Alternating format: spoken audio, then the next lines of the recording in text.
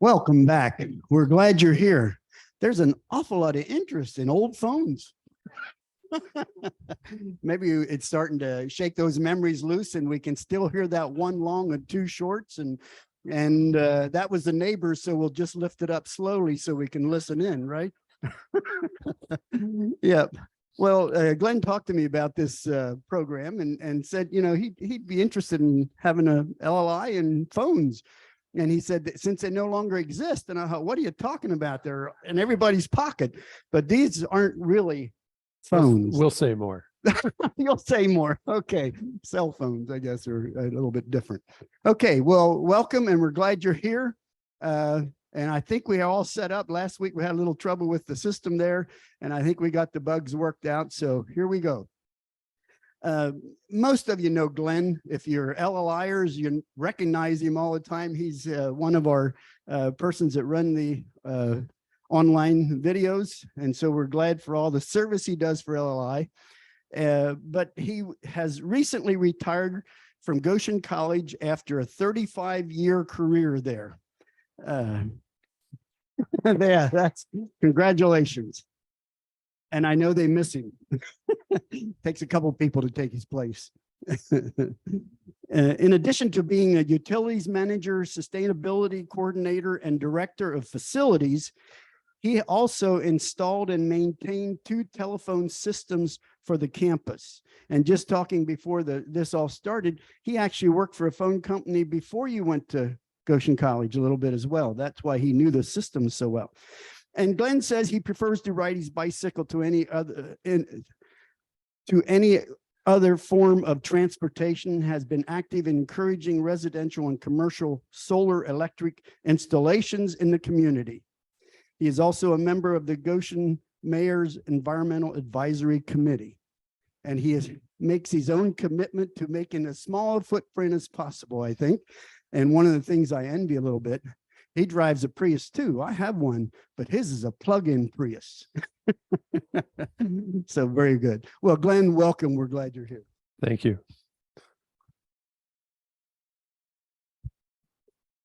So why did I choose the title Story of the Telephone instead of History of the Telephone? Well, I may be playing kind of loose with the definitions and the distinctions between the two words, but I think if you have a history, that implies that you have a future.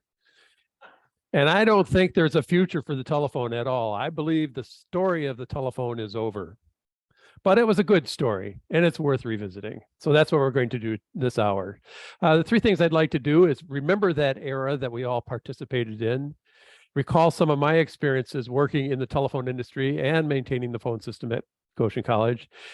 Along the way, I hope to share a few things that you might not have known about the phone, and hopefully have some fun while we're doing it. First thing I need to do is get this straight. This thing that we carry around in our pocket or purse is not a telephone. It's a tracker. It's a newfangled device designed to keep track of us that just happens to have a phone application to keep us interested. You remember George Orwell's book, 1984, that was written back in the 40s? You know, Big Brother, total surveillance, that whole thing.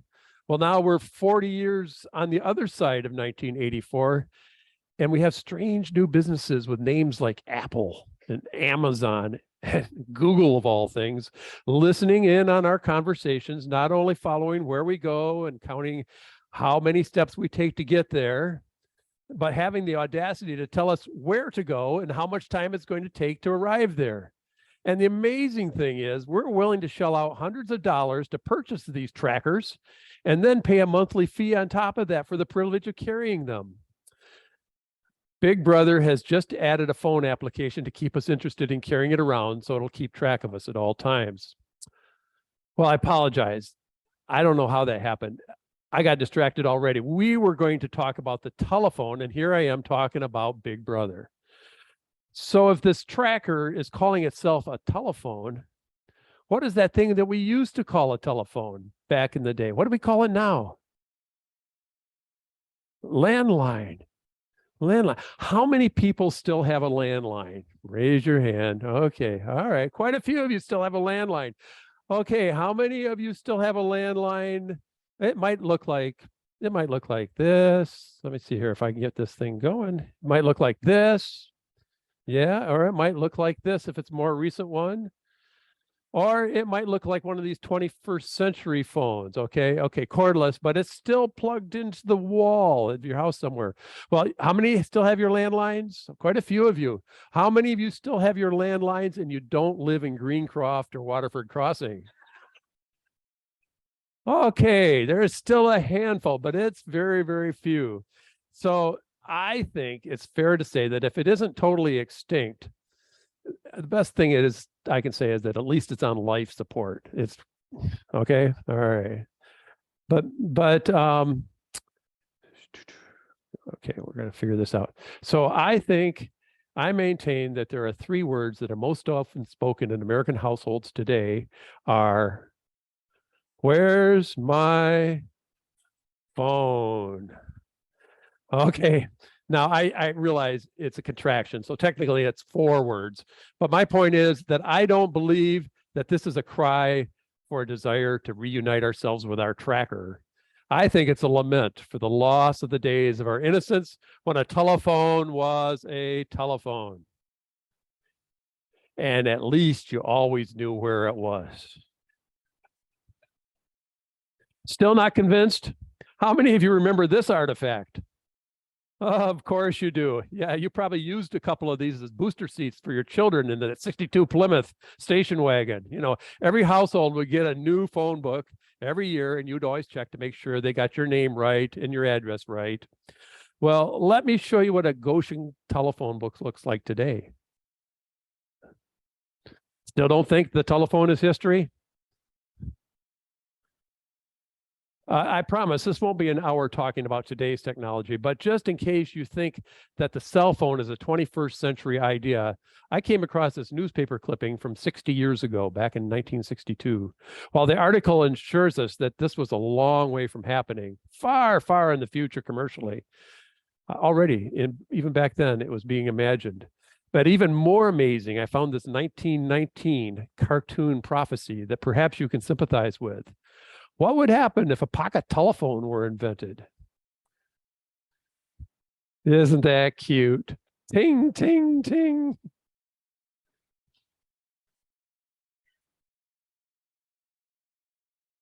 Oh, yeah. This is awkward. And this is even more awkward. And of course, we all know this situation, right? Which reminds me to remind you, if you did happen to bring along your tracker this afternoon, please take this moment to take it out of your pocket or purse, turn up the volume, and make sure that when you get that call, we will all get to enjoy that ting, ting, ting, okay? Okay, now for some history. There is a ton written and documented about the telephone, some of it in some great museums around the country. And of course, YouTube has a whole bunch of stuff reminding us about phones. So this won't be a complete history by any means. We don't have the time, and it's more than we want to get into, but at least we'll tell part of the story.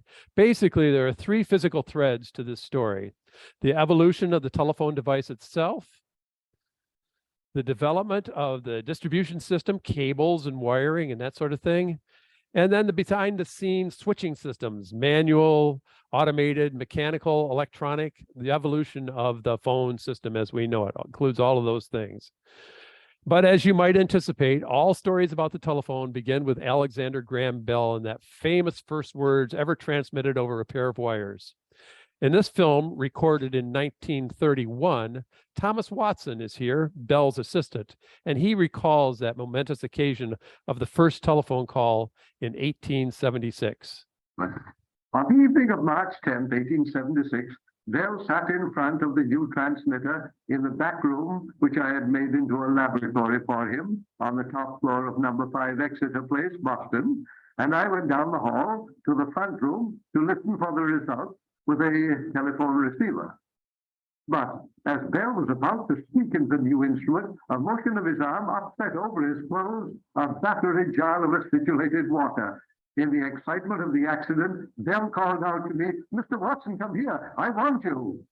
The big mouthpiece picked up his call for help and I heard every word of it through the receiver at my ear.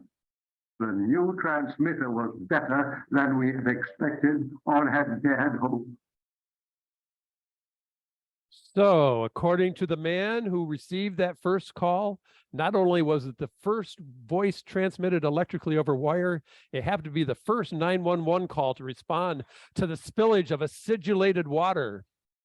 Most historians disagree with this variation of the story, but I guess since Bell was already dead by the time this thing was filmed and Edison hadn't built the recorder yet, we have his word for it, and he felt free to embellish the details to improve the story. What can we say? Within a year, Bell partnered with Thomas Edison, and the two of them formed Bell Telephone Company in 1877. Of course, back in the 19th century, years were much longer than they are today. So there was a lot more time to accomplish things than there is in a year. But within a year or two, Bell was selling telephones, and the idea was just catching on everywhere. Bell concentrated on working on the receiver, the part you listen to up here, and Edison invented a way to get the carbon particles to generate an electric signal when moved by the voice, and developed a much better transmitter. This right here is a telephone that was built 100 years later, and it still has a transmitter that contains the same carbon particles and basically the same design as what you see right there. So that was a pretty impressive invention, not the one we remember Thomas Edison for, but like so many things, he gets credit. These two components, the transmitter and receiver, were combined into a single instrument, and the carbon mouthpiece remained a primary transmitter for many years. Just like that, the phone was born. I don't know about you, but when I see the craftsmanship that went into these early devices, I remain in awe. It was really something. But perhaps even less known, Edison made another significant contribution to the telecommunication system that remains in use today. You see, along with the invention, there needed to be developed a whole new means of interaction. Bell and Edison didn't agree on how to initiate a phone call. What do you say when you answer the telephone? Well, there were a couple options that were discussed initially, including, "Do I get you?" or "Are you there?" That last one we still use quite often. When the first telephone book was printed in New Haven, Connecticut in 1878, it included a how-to section as well as tips on phone etiquette, including one that one should initiate a telephone conversation with a firm and cheery "helloa." Bell's preference would have been a hearty "ahoy," and supposedly he used that greeting throughout the rest of his life. Another option promoted was the more formal "what is wanted." But in 1880, Thomas Edison preferred the word "hello," and that won out. As children, we would often tease my dad because when he picked up the phone, he would answer the phone, and perhaps it was out of deference to Ma Bell, I'm not sure, but he would always pick up the phone and say, "Hello." But while this phone continued to be refined and accepted, one of the other components of the phone system was also rapidly evolving. As more and more people wanted in, a wiring structure needed to be imagined and constructed. All over the country, telephone poles were being erected. This is a scene from downtown New York City in the 1880s. I find this image amazing.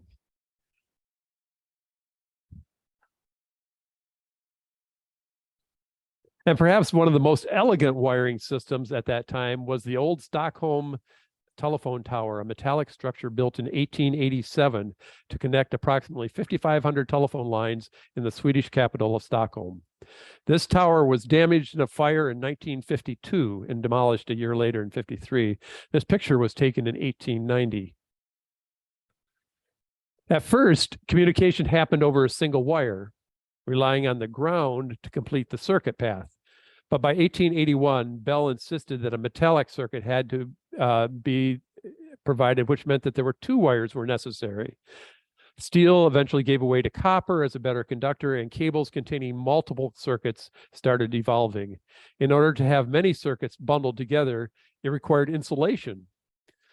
At first, that insulation was cotton impregnated with paraffin, and then wax, paper, and eventually plastic and rubber. Early cables, even as late as the 1960s or 70s, was encased in lead. This provided a flexible, watertight sheath that could withstand the elements. Except it turned out that pregnant squirrels like to chew on lead. And so that created a maintenance problem every spring. But then there was the challenge of identifying the wires within the cable. They all looked the same. I recall literally having to tone out 50 pairs of wires inside a lead cable to find the other end of the specific pair of wires that I needed to hook to, because they all looked the same. With plastic insulation, modern cables could uniquely identify up to 1,200 conductors in a single cable using a very simple color code. While it looks daunting, it really was quite simple and elegant, and I used it many, many times. So other phone systems around the country and around the world were developing things. We could spend a long time talking about cabling, but we've got to keep moving. My grandfather told me about when he and other farmers in his neighborhood in northern Michigan strung their own telephone wires on fence poles during the Depression so they could get a telephone on the farm in rural Michigan. And from there, often when we were talking about telephones, they would quickly switch to the party line, which we'll get to in just a minute. This is a cable vault under New York City. Today, these spaces are rapidly giving over to a new type of cable that doesn't even involve copper, but rather glass. A single strand of fiber optics the size of a human hair can transmit more information than hundreds of copper wires. Fiber being installed in the 1980s even around all over North America. And now, no doubt, you're seeing it being pulled all over the place, including on Greencroft's campus. A light shining in one end of a single fiber, flashing on and off hundreds of millions of times a second, can communicate tremendous amounts of digital information miles down a continuous glass fiber to be deciphered at the other end.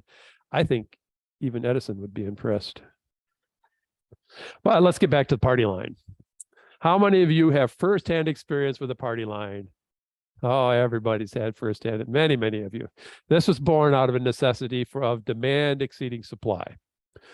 Because the phone company was a monopoly, you often didn't have much choice. And because the telephone in your house was not your property, but rather the property of Bell Telephone, they could install discrete ringers so that even up to 8 homes could be hooked to one circuit. You might only hear the ring of 2 households. I remember our calls when I was a child was 2 short rings, and our neighbor's call was 1 long ring. The other phones on the other 6 houses on our party line were tuned to other ring frequencies, so we didn't even hear their bells when they received a call. When I went to work for the phone company in the late 70s, I finally learned how they generated different ring frequencies and had different phones tuned to those frequencies and how that was sent on a party line.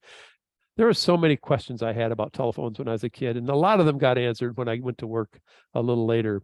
But we all know that party lines had their challenges. And so Bell Telephone was very eager to help us with our telephone etiquette so that we could learn how to get along with our neighbors. And of course, we all have stories of the people listening in, and it was a real test of neighborliness.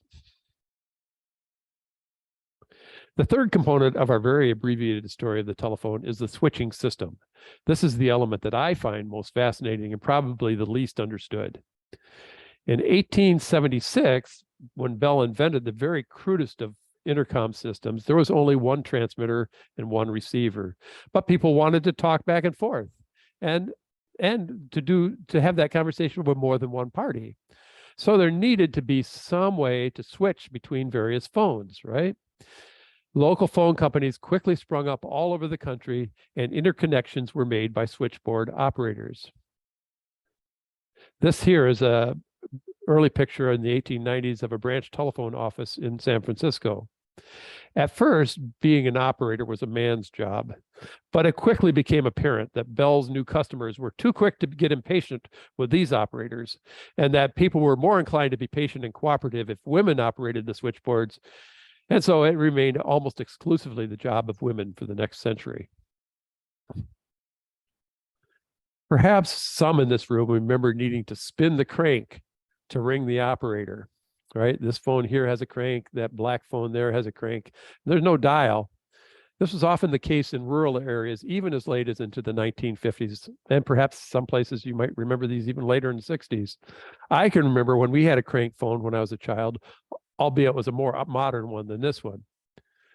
The operator, you would crank, and that would notify the operator that you wanted to place a call, and the operator would pick up a cord and stick it in and come on the line, and you would tell her what number you wanted to be connected to, and she would patch your call through and ring the other destination, and then this manual process would complete the call, and then the operator would step out of the conversation. This had limitations. You can see the problem.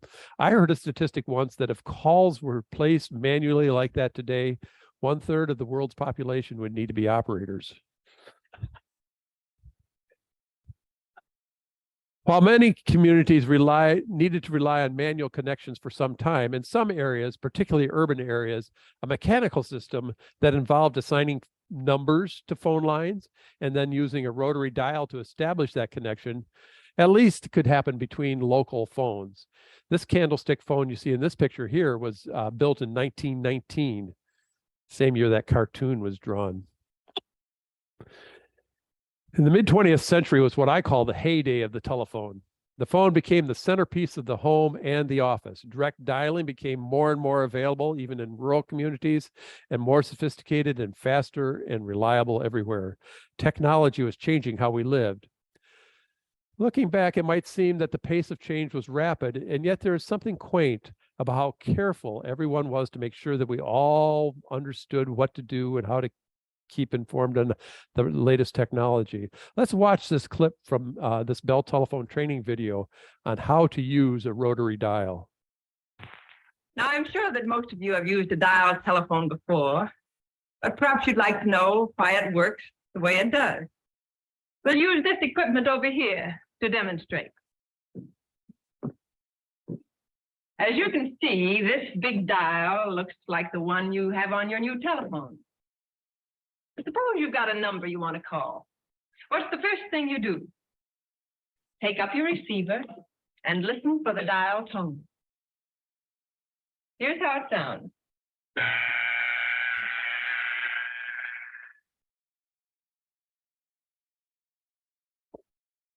The dial tone is the equipment's way of telling you that it's ready to put through your call. As Mr. Johnson pointed out, it's the same as an operator saying, "Number, please." If you don't hear the dial tone within a reasonable time, hang up, wait a few seconds, and then try again. As soon as you hear the dial tone, you're ready to dial the number you want. But before we do that, let's examine the dial itself for a moment. When you operate the dial, bringing it around to the finger stop and then release it, an electrical code message is sent to the automatic equipment in the central office. You'll get some idea of what happens over at the central office if you'll think of these columns of lights as representing the central office dial equipment. For example, if the first number you dial is 5, a 5 signal is received at the central office.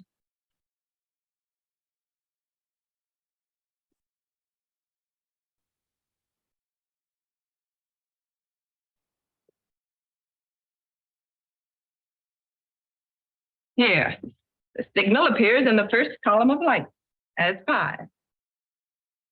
Say the next number you dial is 6.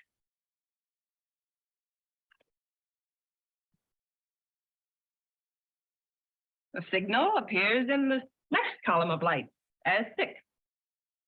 Suppose we say the third number dialed is also a 6. Okay, wake up, Jeff.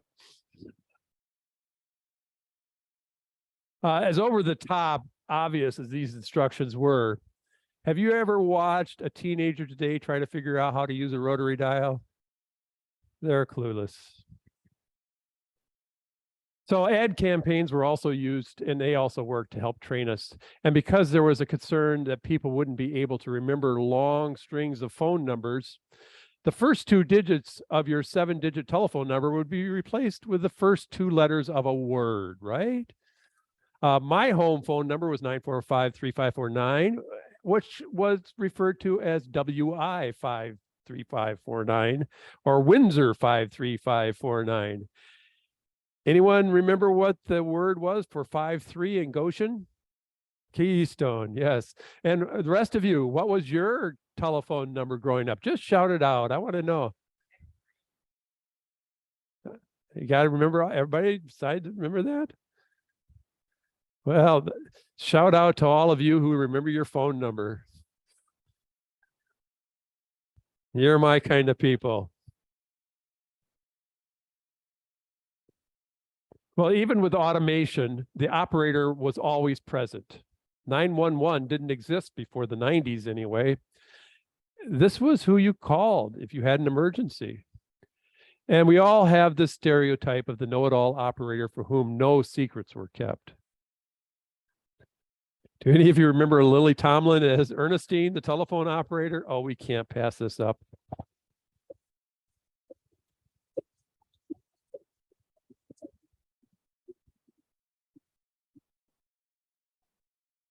One ringy dingy. Oh, gracious, hello. Have I reached the party to whom I am speaking? Is this General Motors? Hi, General. How's everything? How's Mrs. Motors? Oh, I beg your pardon. You are the president of the General Motors of Motown fame? Of course, now I recall General Motors. That's a switch, isn't it? Somebody recalling General Motors? Sir, this is Ernestine Tomlin from Telephone Repair Service, or as we say in the trade, Ma Bell's Fix-It Shop. You've complained that your phone isn't working. Well, Mr. Motors. At long last, the brake shoe is on the other foot, so to speak. You know what it feels like to be stuck with a lemon. Let me see here, sir, specifically it's your hotline that's out of order. Is that correct? The one that goes directly from your office to the White House? What's that for anyway? So you can call Milhouse before you make a decision? Oh, so he can call you before he makes a decision. It's odd. I mean, Milhouse already knows more about shifting gears than anybody in the US. No, he believes whatever's good for General Motors is good for the country. But apparently he's never owned a Corvair. Listen, I'll tell you what, General. We'll clear up your phone if you'll clear up our air.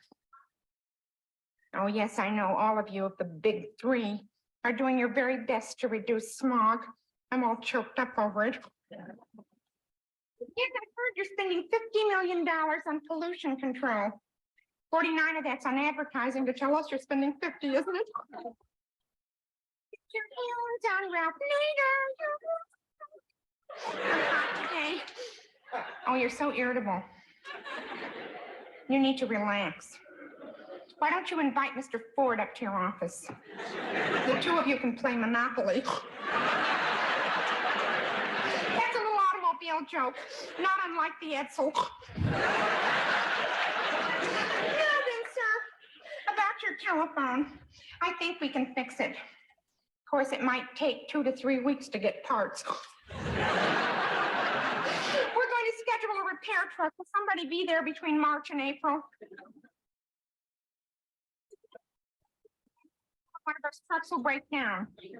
They are nearly 6 weeks old. You can't expect a $10,000 vehicle to last forever, can you? No, I'm sorry. That is the best I can do. Anyway, according to our files, the warranty on your instrument has expired. We'll give you 5 years or 500 dials, whichever comes first. Give my regards to Mrs. Motors. I understand you're expecting a baby. But tell me, sir, wouldn't you really rather have a Buick?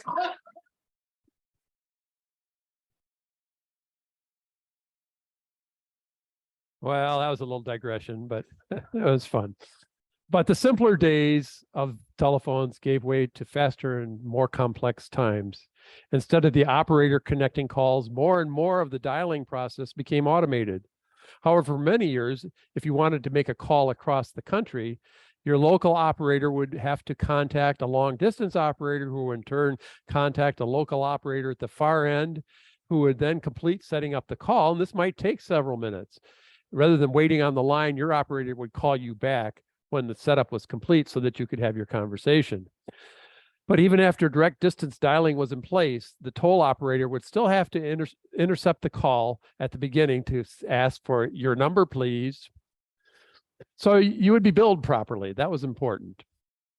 It wasn't until the late 80s even that the operator essentially disappeared altogether. But not everyone was happy about this progress.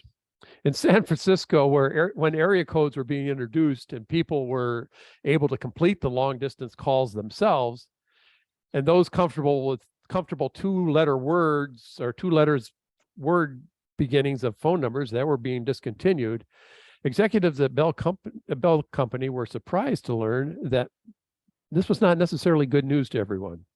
It's reported in this 1962 Time magazine article, there arose a movement called the Anti-Digit Dialing League, ADDL for short. Anybody remember that? I know this print is small. I'll read a little bit. In San Francisco, the Anti-Digit Dialing League was incorporated to oppose creeping numeralism. One ADDL patriot cried, "Give me LI, Bertie, or take away the blinking phone." S.I. Hayakawa of San Francisco wrote, "These people are systematically trying to destroy the use of memory. They tell you to write it down, not memorize it. Try writing a telephone number down in a dark booth while groping for a pencil, searching in an obsolete phone book, or gasping for breath. And all this in the name of efficiency."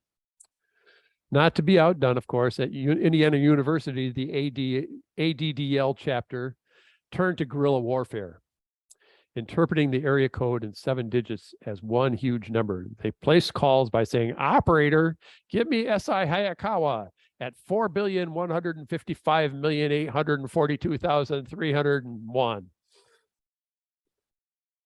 And Alan Sherman, of Hello Mudda, Hello Fodder fame, remember him? He even weighed on this ditty with this ditty.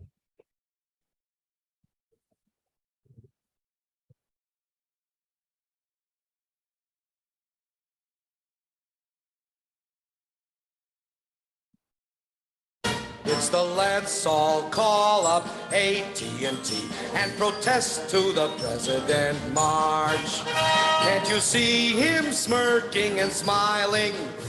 'Cause he's got us all digit dialing. So let's all call up AT&T and protest to the President March. So protest, do your best. Let us show him that we march in unity.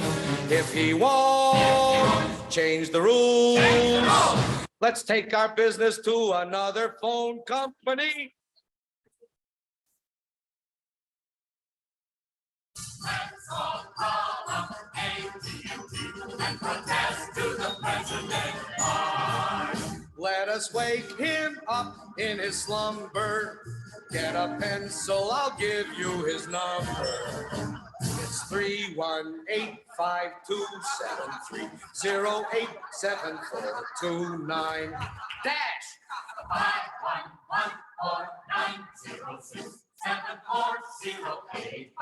511-490-6740852 hyphen 114620579-03. And now that you're on the right road, don't forget his area code, which is 518-247-905-94. Yeah, okay. Well, there's so much to cover in this telephone story, but one item I want to be sure to touch on is the pay telephone. Every public institution had a payphone, and it served as the lifeline of communication at schools, hospitals, airports, service stations, restaurants. Even Superman and Doctor Who used the phone booth. And there was the question about how many people you could fit in a phone booth. When I started at Goshen College, there were approximately 30 payphones on campus. In less than 4 years, that number was down to 5. And by 1995, they were all gone. Today, there are actually Facebook groups all around the country dedicated to looking for remaining payphones with bonus points if they actually work. And then there's the story of the 2 teenage girls who come across a payphone and they're trying to describe what it is that they're seeing and how it might work. And one girl finally just giving up and taking a picture of it with her phone.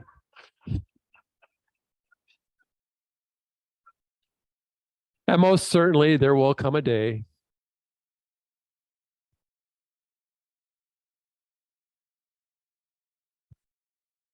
as significant as the telephone was to our lives in the 20th century. Most of the action took place in some very humble quarters. Every community had a central office, some quite large and made out of limestone with some architectural interest, but most of them were plain brick buildings with no windows. Does anyone recognize this building? Yeah, that's the Goshen Central Office, and we know where it's located. It's located in a very prominent site in downtown Goshen, just north of the courthouse building. For several years, this type of central office was my workplace. In the early 80s, when I worked for GTE of Michigan, installing and upgrading central office equipment, I would be sent to a small town such as Three Rivers or Vandalia or Ludington or Sturgis. In many ways, this building felt like the nerve center of the city. When I came into town, I would locate the central office by looking up in the air and finding the telephone cables. And if they got thicker, I knew I was getting warm. And the closer I got to the central office, the bigger the telephone cables. But at that time, the switches inside were all mechanical, much like they've been for the 50 years preceding that. When school got out in the afternoon, the noise level of the clatter of the relays went up as the telephones got used more. If a local radio station was going to give a prize away to the third caller, the building would roar for about a minute and then settle down. And I will always remember the huge roar of the central office the moments after President Reagan was shot. It's apparent that when something momentous happened, the instinct was to go to your phone and let somebody know about it. If these buildings look forlorn and neglected, it's because they are. My time at the telephone company marked the beginning of the end of the mechanical switching equipment. It was also the time when the big telephone monopolies were being broken up. You may remember that Ma Bell was forced to split up and become 7 Baby Bells in the early 80s. Additionally, for the first time, individuals could buy their own telephones and businesses could purchase their own PBXs or private branch exchanges. You could choose who you wanted for long distance services, and electronics were rapidly changing what a telephone system looked like. New competitive businesses sprang up as a result. And personally, when I left GTE of Michigan and moved to Goshen, I worked for a couple years at one of those new up companies. A couple of my projects were to install the system at Uniroyal in Mishawaka, and I completely replaced the telephone system at Bayer Corporation, formerly Miles Laboratory in Elkhart. Looking back at those times, I regret that I didn't have a camera in my pocket, and it never occurred to me that I might want to take pictures and show people in 2023 what I did. So you'll have to take my word for it. Kind of like acidificated water, you know, there's nobody to witness it. The buildings are all gone. Miles is all gone. Uniroyal's all gone. But I really did do a lot of work in this transition time for telephones. Inside each one of these very plain buildings were arrays and rows and rows and rows of this most amazing equipment. The rotary dial phones in your homes would control these relays and switching equipment in the central offices. Later, when it became touch tone, I actually installed a number of devices that would listen to those tones and convert it back to pulses so this equipment could still work. Some of the equipment that I saw in central offices dated even as late as 1980, dated back to the early 20s, when the rotary phone was first invented. I'd love to dive into how this all worked. It's really fascinating. We don't have the time for that today, and perhaps you don't have the interest in that. That could be. So I started my time at Goshen College in 1985. At first, my title was electronics technician, which meant I fixed equipment in the science building, the radio station, audiovisual equipment, and record players, that sort of thing, and a half a dozen PCs that happened to be on campus at that time. At that time, the telephone system was privately owned by Goshen College, but it was maintained by the phone company yet. In 1987, I took over maintenance of the phone because it was the exact same system I'd installed many times, and I was very familiar with it. And in 1988, I expanded that telephone system to put telephones in all the residence rooms, which was a big deal back in 1988. One of the questions I got asked during that time, what's a fax machine? And I would explain that it was a device that could capture an image of a printed page, dial up another fax machine, and the two fax machines would scream at each other for a while, and then the second fax machine would spit out a facsimile of the original document. Okay, well, over the years, I installed at least 20 of these faxes around campus until they finally faded away from usefulness. I observed the last couple of years that I worked at Goshen College that students would ask me the same question. What's a fax machine? So that kind of encapsulated my time at Goshen College. Saw a lot of changes. In this picture, I'm shown splicing cables to connect the music center to the phone room connected in West Lawn Hall. Again, it never occurred to me that I should be carrying a camera around in my back pocket to take pictures of the telephones on campus, so I have very little to show for it. At one point, we had about 800 phones on campus, and I replaced the original telephone switch 2 more times over the years. I watched phones go into the residence halls, and then I watched phones be removed from the residence halls. Not only dorm phones, but lobby phones and even office phones became less used. Now, many new employees don't even want phones on their desks. Shortly before I left, I shut down the phone system that I was using as it became a computer-based, IP-switched network system.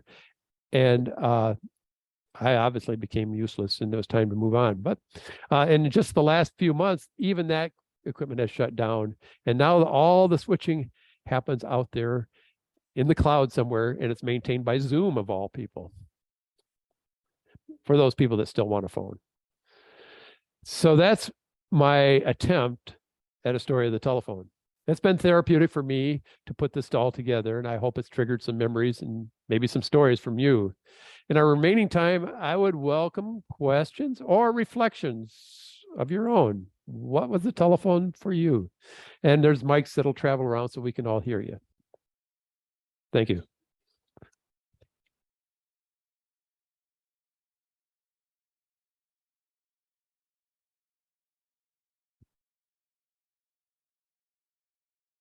A mode of communication before the phone was a telegraph. A question came up in conversation. To your knowledge, are there any parts of the world where the telegraph is still being used? I don't, not to my knowledge. It may be, but I would be pretty surprised. Maybe ham operators still use Morse code just because it's fun, but yeah. I had the privilege for some time working for General Telephone, going around and collecting the money from pay telephones. Oh, okay. Had a different key for each phone, several keys in my possession. So here and then cleared North Manchester and all over northern Indiana. Okay. It was neat. Yeah. Yeah. And there were a lot of them, weren't there? I'm Larry Robbie. Okay. Yeah, Larry, there were a lot of payphones. There were. That was a big deal. When I was in. Give your name first. So I'm John Weand. When I was in college in 1967, we had a payphone in the dorm. And when you put the money in, depending on what size coin you put in, a quarter, a dime, or a nickel, it made a different tone. But somebody in the dorm figured out that most operators didn't have perfect pitch. So they would put in all nickels, even if it was, and they'd say, all I've got is quarters, I'm sorry. And they'd make their long distance call with nickels. It's amazing. Even when the operator asked for your number, please, that was up to you, to be honest. You could make up any number you wanted and they would have to put that in that, so there's a great deal of trust that went on. I remember hearing about a person who actually figured out how to simulate the touch tones, which is a dual tone, 2 frequencies simultaneously. And if they got good enough, as they could place international calls just by singing their touch tones and getting around it. I've never met anybody, but I heard that was even possible. But yeah, there was a great deal of trust, whether it was the party line or providing that information to the phone company, depended on honesty. And in this case, I'm not surprised about college students. Glenn yeah, Dave Jansen. When I arrived in Indiana in 1969, it was a seminary student living in the men's dorm, and my girlfriend, future wife, was at Goshen College.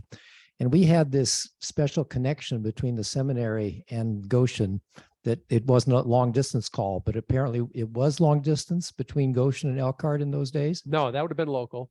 Now, if you were to call Wakarusa, that was long distance, but Okay. Elkhart and Goshen were local calls. Okay, there was some connection directly to Goshen College somehow. Yeah, with that. well, they could have been a trunk because of the amount of traffic. They could have actually saved a few pennies probably by doing that. I wasn't aware of that, but Hi, this is Jeff Hostetler. Back when we were first married, I was hitchhiking from Chicago to Philadelphia to be interviewed for medical school, and we were very poor. So when I arrived in Philadelphia, I went to a payphone and called Joyce and asked her if she would accept a collect call. She said, no, thank you. So she knew I had arrived and didn't cost us a penny. So yeah. Somehow I believe that story. I'm Gene Yoder. In 2004, Greencroft acquired the old hotel in Elkhart, and there was one of those massive switchboards in there. Mm-hmm. And that was one of the very first things that was removed. And GTE, I think it was at that time, took it to Fort Wayne, and it's supposedly down there in a museum someplace. Yeah. The other thing I wanted to say is, those photographs that showed all those hundreds and thousands of wires. I recently was watching a program on TV of some third world country. It reminded me of that. Mm-hmm. Yeah. It was just a mess of wires. Yeah. And actually most of the developing countries in Africa in particular skipped over all that stuff and went straight to cellular. I mean, they didn't have anything and then they were cellular. And speaking of the switchboard, Goshen College still has its switchboard from back in the that it abandoned in the early 80s. It's in the basement of a building and it's waiting for some museum to open up so that they can bring it back out. Ruth Ann? Ruth Ann Gardner. When our kids were all young, and they're all in their 50s now, one time we got a phone bill and we noticed a strange number on it. 1, 2, 3, 4, 5, 6, 7, 8, 9. And we wondered about that. And the phone company told us, yes, that was dialed from your phone. And then we realized that one of our kids, who was so fascinated with the telephone, had done that. She had dialed that number, and it was an actual number that the phone company used. So, well, she got spoken to, and the next Christmas we got her a toy telephone to play with. Was this Angel? What? Was this Angel? No, this was Krista. Oh, okay, because Angel, another daughter, worked for me, and she was one that helped me pull wires to all the dorm rooms back in 1988. Mm-hmm. Yes. Dan Steiner, my wife grew up in Emma, close to Topeka, Indiana. And this would have been in the late 50s, I believe. And they still had a switchboard with the operators. And one time a cousin from Kansas called to see if somebody was home named Morris. And she rang and nobody answered. And then all of a sudden she said, just a minute. I just saw them drive by. They'll be home in just. Those were simpler times, weren't they? Wesley, Mass. Growing up in just next to Berks County, the Amish owned the local phone company. They were the first to install it. I don't know the history of that or why. Secondly, just an experience growing up, we learned, and you might know, Glenn, you take the receiver off of the mouthpiece and you could listen in to all the juicy stories of the neighborhood. It's like a mute button, right? Right. They didn't know if you did it before you picked up the Yeah, receiver. you just remove the voice. They didn't hear that click or anything.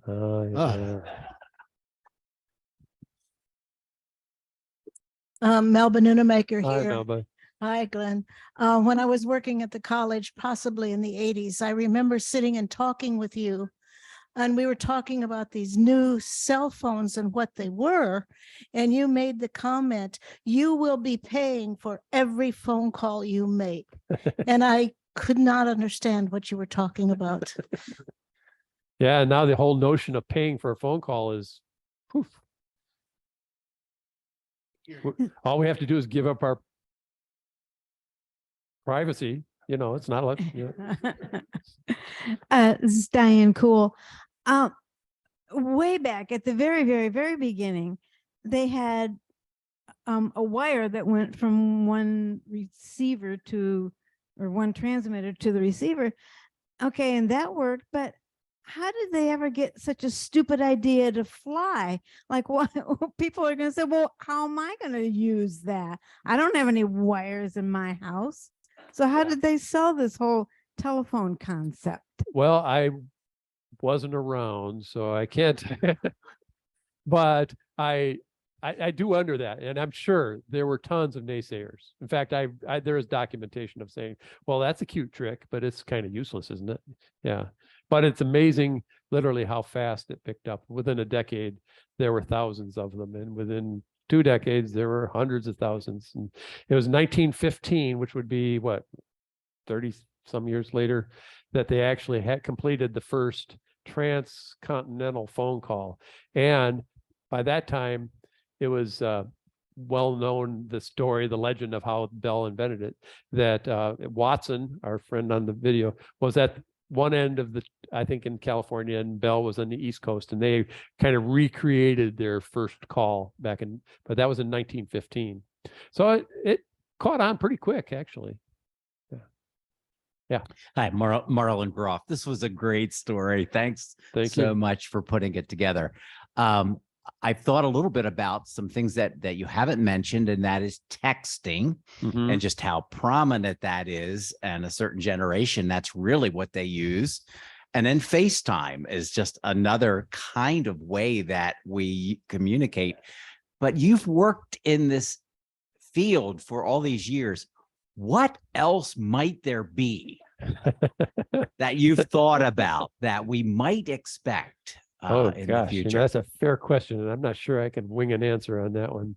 But it is pretty amazing what we come to accept as normal. My granddaughter pointed out to me one time. She said, "You know, this texting, wouldn't it be more convenient if you could just talk and they could hear you?"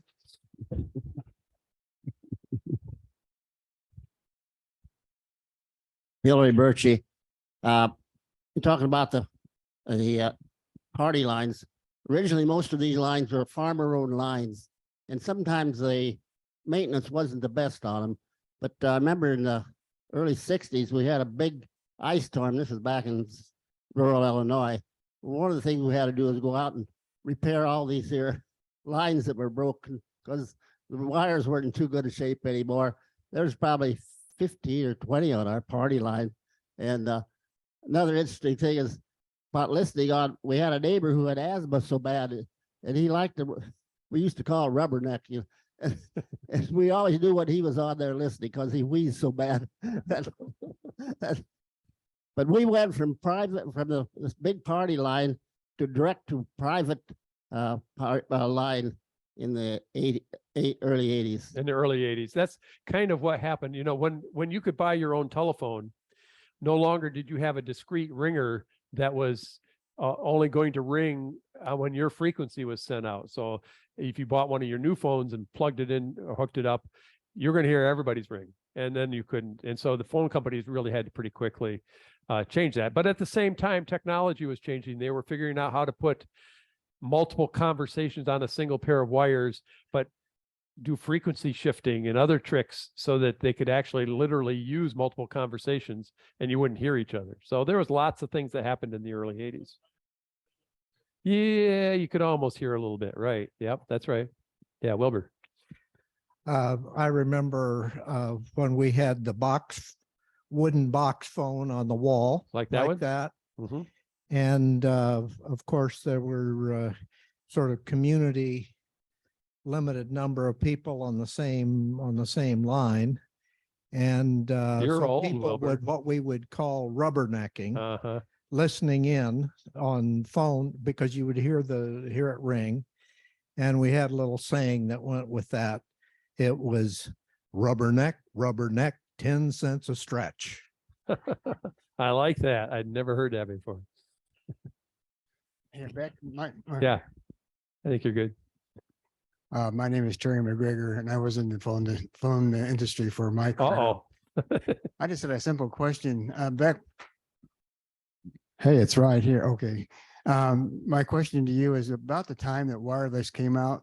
Okay, and they started selling it. It basically did get switched through central offices. And I think they still continue to be switched through central offices, the old voice network.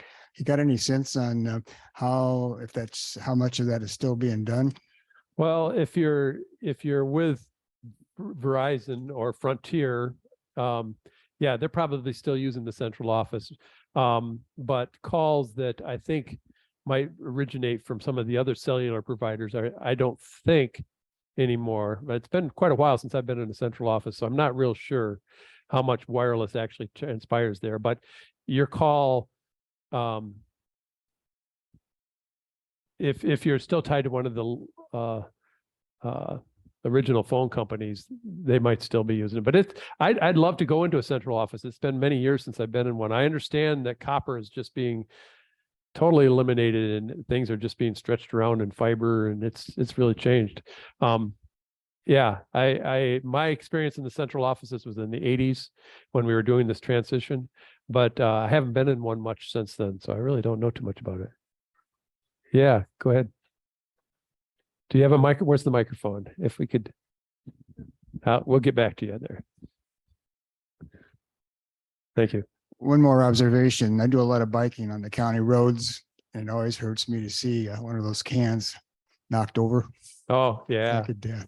Yeah. Well, and old telephone people all over are kind of lamenting the neglect and the lack of attention there is.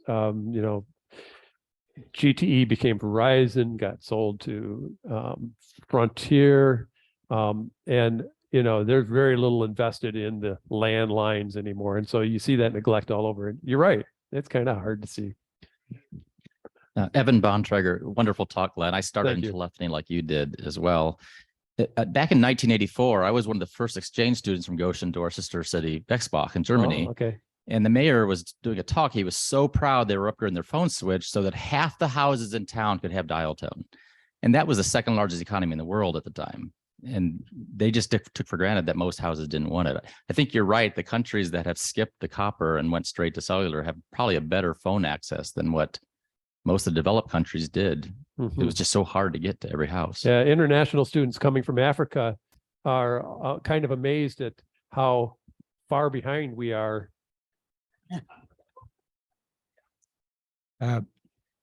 One over here. Okay. Yes. Yeah, just to kind of toot our Mennonite horn here a bit. Uh-oh. You were talking about fiber optic cables and all this multitude of conversations or whatever they can carry. There's a guy who grew up in a Mennonite community in Nebraska who holds the patent for some of that switching material. Wow. Yeah. Goshen College wants to know about him. You're about too late, 2 years too late. He died 2 years ago. Yeah. His Okay. granddaughter is my daughter-in-law. Okay. All right. Back in the 1950s, Dan Hostetler, back in the 1950s, we sang a gospel song, I think Royal Telephone. Your central's never busy, always on the line. You can hear from heaven almost any time. And I'm just wondering about how the telephone fitted into other aspects of the culture other than the communication parts. Yeah. Yeah. I almost was going to go down that road, but it ran just, there's too much material. Anybody else? Well, thank you for your attention. I hope